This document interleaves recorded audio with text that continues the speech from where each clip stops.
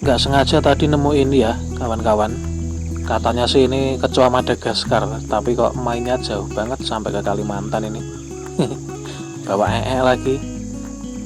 Nah, saya mau cek ini nya ini ada bakterinya ndak, masa jauh-jauh dari Madagaskar cuma bawa Saya ambil sampelnya ini ya kawan-kawan, sampel nya untuk dicek dengan mikroskop ini.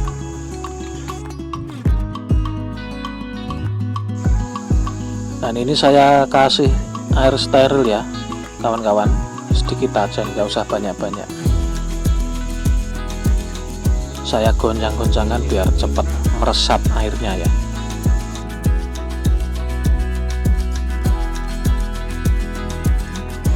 Dan ini nya sudah mulai lunak ya kawan-kawan. Saya pecah lagi biar larut, biar mudah dilihat dengan mikroskop kira-kira kandungannya seperti apa ya bakterinya.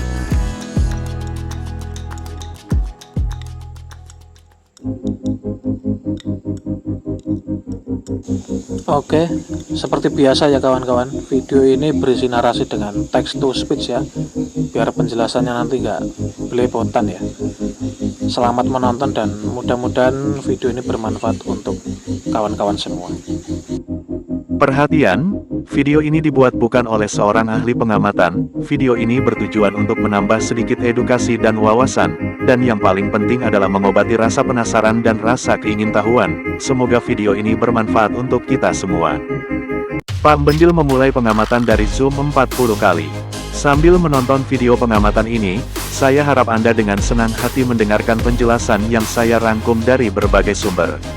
Agar tidak salah sangka, perlu saya sampaikan bahwa serangga yang di awal video tadi bukanlah kecoa Madagaskar, melainkan kecoa kayu yang masih dalam bentuk yang sempurna. Slide berikut menunjukkan perbedaan antara kecoa kayu dengan kecoa yang Anda temukan di dapur atau tempat kotor lainnya. Pada video kali ini, kita akan sedikit membahas sambil mengamati kandungan yang ada pada kotoran kecoa kayu. Mungkin video ini terkesan menjijikkan. Jika Anda merasa video ini tidak cocok dengan Anda, saya sarankan untuk skip. Tapi jika video ini bermanfaat untuk Anda, dan bisa menambah sedikit pengetahuan, silahkan lanjutkan dan dukung dengan klik like, share dan subscribe, agar channel ini makin berkembang.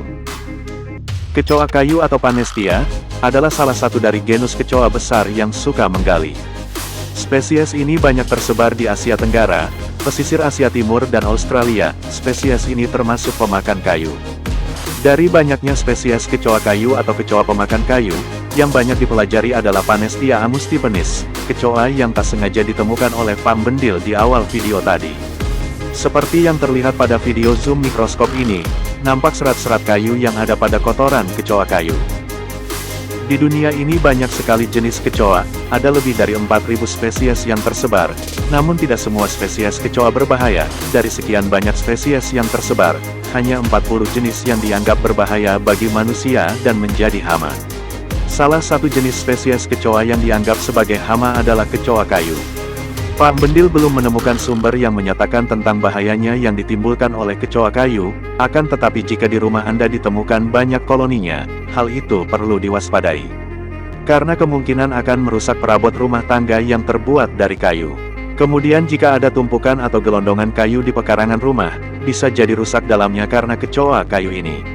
Seperti kecoa pada umumnya, banyak masyarakat tetap jijik dengan kecoa apapun jenis spesiesnya, entah karena diyakini akan menimbulkan penyakit, atau karena habitat hidupnya yang kotor, walaupun tak jarang juga, ada orang yang suka memelihara kecoa sebagai hobi.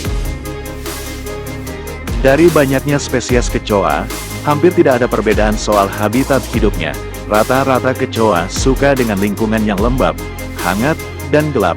Dalam hal ini, spesies kecoa kayu cenderung lebih banyak ditemukan di bawah kayu busuk, atau di sekitar tumpukan daun basah, bahkan di ruangan yang lembab di dalam rumah yang berantakan seperti gudang misalnya. Namun, tak jarang juga kecoa kayu ditemukan di saluran pembuangan ataupun dekat bak sampah, karena kecoa juga membutuhkan air untuk hidup. Walaupun ada sumber yang menyatakan bahwa kecoa bisa bertahan hidup tanpa air selama 10 hari. Lantas, apakah benar kalau kecoa kayu cukup hanya dianggap sebagai hama, dan tidak berbahaya bagi manusia? Untuk mengetahui itu, Mari kita lihat kandungan di dalam kotoran kecoa kayu dengan zoom mikroskop 1000 kali. Seperti biasa, di zoom 1000 kali, saya sarankan untuk menggunakan mode full screen dan resolusi video 720 pixel agar video terlihat lebih jelas. Dan seperti inilah penampakan zoom 1000 kali mikroskop, kandungan dalam kotoran kecoa kayu. Lihatlah pergerakan kecil bakteri ini. Untuk Anda ketahui, ini adalah pengalaman pertama Pak Bendil mengamati bakteri pada kotoran hewan, khususnya untuk spesies kecoa. Kita kesampingkan dulu soal jenis spesies kecoa kayu ini, kali ini, kita fokus membahas tentang bakterinya. Sudah menjadi rahasia umum bahwa kecoa, yang selama ini Anda tahu, bisa menyebabkan berbagai jenis penyakit. Kira-kira penyakit apa yang bisa ditimbulkan oleh kecoa? Lingkungan dan sanitasi yang buruk adalah kesukaan kecoa untuk hidup, apapun jenis spesiesnya. Telah saya jelaskan tadi, habitat yang paling disukai oleh kecoa adalah tempat yang gelap, hangat, dan lembab, yang mana kondisi lingkungan yang seperti itu juga menjadi tempat terbaik untuk berkembangnya bakteri. Dalam kehidupannya, tidak mungkin kecoa akan diam saja, sudah pasti dia akan mencari makan, entah di tempat sampah, di tanah yang lembab, bahkan di tempat yang bersih sekalipun. Kemudian khususnya untuk spesies kecoa kayu ini, telah dijelaskan bahwa tempat favorit mereka selain tempat yang gelap, hangat dan lembab, adalah di bawah tumpukan kayu atau daun yang basah. Di video ini terlihat banyak sekali bakteri. Pak Bendil tidak bisa mengidentifikasi semuanya, namun saya rasa kawan-kawan semua bisa menyimpulkan bagaimana bahayanya bakteri-bakteri ini jika masuk ke dalam tubuh. Setidaknya, beberapa dari Anda pasti merasa makin jijik dan kemudian akan lebih menjaga kebersihan rumah setelah melihat video ini. Menurut analisa dari Pak Bendil, beberapa jenis bakteri yang ada pada kotoran kecoa kayu tadi diantara adalah bakteri Bacillus ceres, yang biasanya menyebabkan keracunan makanan. Terlihat juga objek seperti parasit cacing, yang bisa menyebabkan diare. Selain itu, terlihat juga bakteri yang kelihatannya dari jenis Staphylococcus aureus yang bisa menyebabkan berbagai penyakit kulit. Pak Bendil tidak bisa mengidentifikasi bakteri-bakteri lain yang terlihat lebih kecil, anggap saja itu anak-anak bakteri yang disebutkan tadi, hehe. Mungkin dengan beberapa slide foto berikut, kawan-kawan jadi lebih paham bahayanya.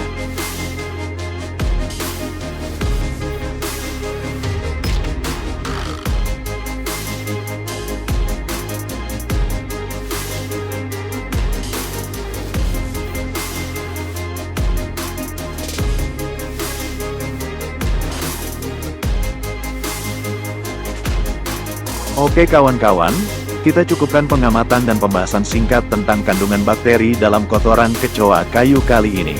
Untuk Anda yang mampir di channel ini dan nonton sampai habis, semoga video ini bermanfaat untuk Anda. Jangan lupa dukung channel ini dengan klik like dan subscribe. Terima kasih sudah menonton. Salam sehat selalu untuk Anda sekeluarga. Amin. Nah, sekarang kamu pergi ya. Nah, cari makan lagi. Oh, cari makan sana kamu.